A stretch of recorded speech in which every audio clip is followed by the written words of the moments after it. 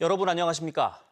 도내 코로나19 누적 환자가 500명을 넘어선 가운데 강원 지역 감염병 전문가 교수 모임이 사회적 거리두기 등 방역 강화를 촉구하는 성명서를 발표했습니다.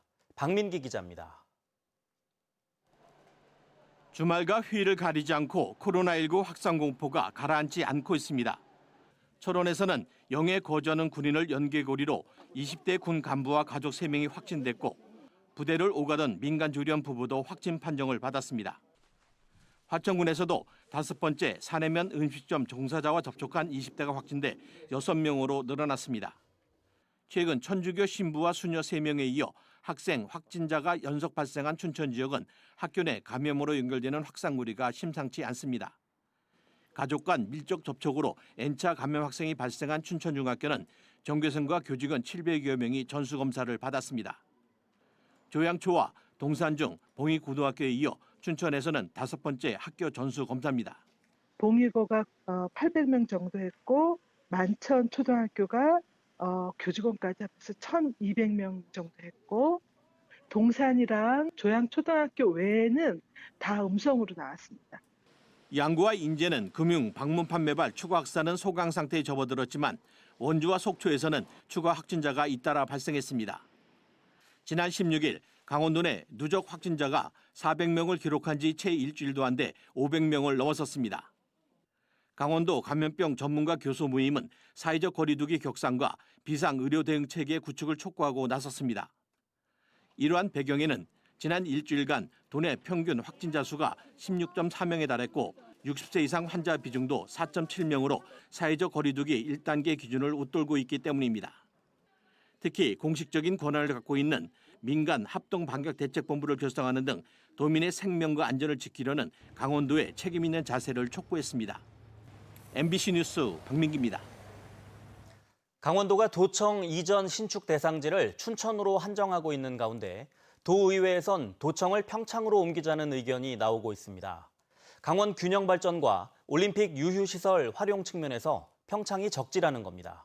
권기만 기자입니다. 강릉이 지역구인 심영섭 의원은 지난 295회 강원도의회 임시회에서 춘천을 전제로 진행되고 있는 도청 이전 사업에 문제를 제기했습니다. 상대적 낙후 지역으로 도청을 이전한 타 지역 사례와 같이 지역 균형 발전 차원에서 이전 부지를 결정해야 한다는 겁니다. 전남도청이 무안군으로 충남도청이 홍성군으로 간 것처럼 강원도청 이전의 최적지로 평창을 꼽았습니다. 동계올림픽을 계기로 갖춰진 교통인프라와 유휴시설을 활용할 수 있는 점을 강조했습니다. 평창 동계올림픽 경제 등에 대한 활용 문제를 관련하여서도 여러 가지 해결책이 될 수 있음을 본의원은 감히 제안을 드리고자 합니다. 동계올림픽 이후 유휴시설과 부지의 뾰족한 활용 방안을 찾지 못하고 있는 지역사회 입장에서도 도청 이전 제안은 반가운 소식입니다. 사실 올림픽 이외에 시설 활용 부분이 문제가 많았었는데요. 그런 부분들이 도청이 오므로 해서 좀 더 큰 시너지 효과가 나지 않을까 생각을 합니다. 특정 시군을 떠나 2천억 원이 넘게 투입되는 도청 이전 신축 논의를 공론화해야 한다는 주장은 꾸준히 이어져 왔습니다. 혁신도시, 행정수도 등 정부의 균형 발전 정책에 발맞춰 도청 이전도 지역 균형 발전의 관점에서 접근해야 한다는 구상입니다. 중앙정부가 했던 부분을 우리 광역정부에서도 기초정부를 위해서 같이 협력을 통해서 아니면 이양을 통해서 할 수 있는 여건을 마련해 주는 게 더 바람직하지 않을까라는. 도청 이전과 관련한 공론화 요구가 이어지고 있지만 강원도는 지역 갈등을 이유로 춘천 내에 이전 신축하겠다는 뜻을 고수하고 있습니다. MBC 뉴스 권기만입니다.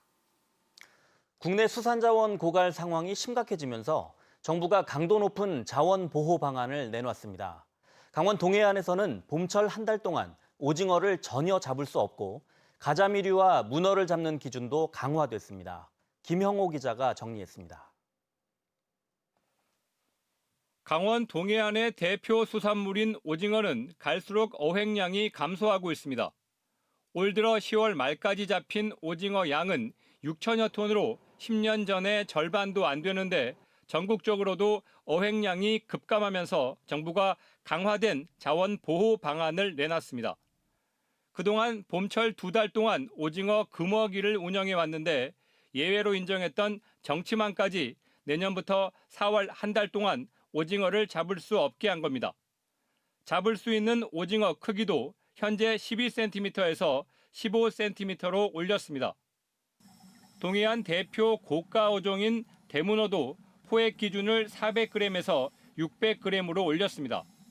문어 산란장 조성과 자율관리 어업에도 불구하고 어획량이 감소하자 문어를 키워서 잡기로 한 겁니다.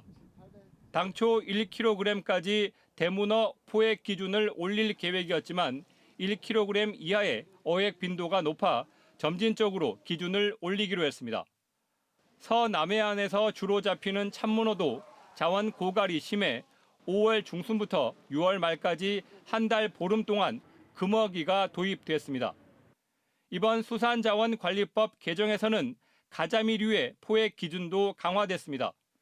기름가자미와 용가자미는 잡을 수 있는 기준이 20cm로 신설됐고 참가자미와 문치가자미도 20cm로 기준이 상향됐습니다. 해양수산부는 내년부터 시행될 수산자원관리법 시행령 개정안에서 포획 금지 대상 수산물은 44종, 금지 체장 대상은 42종으로 확대했습니다. MBC 뉴스 김영호입니다. 코로나19 확진 환자가 여러 지역에서 동시다발적으로 발생하면서 학생 감염자도 동시에 늘고 원격 수업 전환 학교도 증가하고 있습니다. 강원도교육청은 지난 20일까지 학생 42명과 교직원 14명이 코로나19 확진 판정을 받았다고 밝혔습니다. 이에 따라 이들이 다니는 유치원 6곳과 초등학교 7곳, 중학교 1곳, 고등학교 1곳 등 16개 학교가 원격 수업으로 전환했다고 덧붙였습니다. 동해시에서 2달여 만에 두 번째 코로나19 확진 환자가 발생했습니다. 동해시는 지난 21일 동해시를 방문해 보건소에서 코로나19 검사를 받은 서울 강서구 거주자가 양성 판정을 받았다고 밝혔습니다. 확진자는 자차를 이용해 식당과 주유소, 커피숍 등 동해 지역에 4시간 동안 머물렀으며 모든 장소에 대한 소독 조치는 마쳤습니다. 동해시는 확진자와 관련한 자가격리 대상자는 없으며 검사 지역 기준으로 확진자 통계를 관리하는 지침에 따라 이 환자는 동해시 2번 확진자로 분류됐다고 밝혔습니다. 동해안권 경제자유구역 망상지구 사업의 검증을 요구하는 동해시의회 일부 의원들의 농성이 2주째 이어지고 있습니다. 최재석, 이창수 시의원은 경제자유구역 망상 제1지구 개발사업 시행자 선정 과정의 의혹과 업체의 재정 능력을 검증할 수 있는 관련 서류 공개를 요구하며 지난 11일부터 경자구역청에서 농성을 벌이고 있습니다. 두 의원은 망상지구 개발과 관련해 최근 공개된 금융권 투자 의향서와 대형 건설사의 시공 참여 의향서도 사업 추진의 안전성을 담보하기 어렵다고 주장했습니다. 한편 강원도의회 경제건설위원회는 최근 경자구역 망상지구와 관련한 갈등 해소를 위해 주민협의체 구성과 강원도 감사 요청, 공개 토론회 등을 제안했습니다.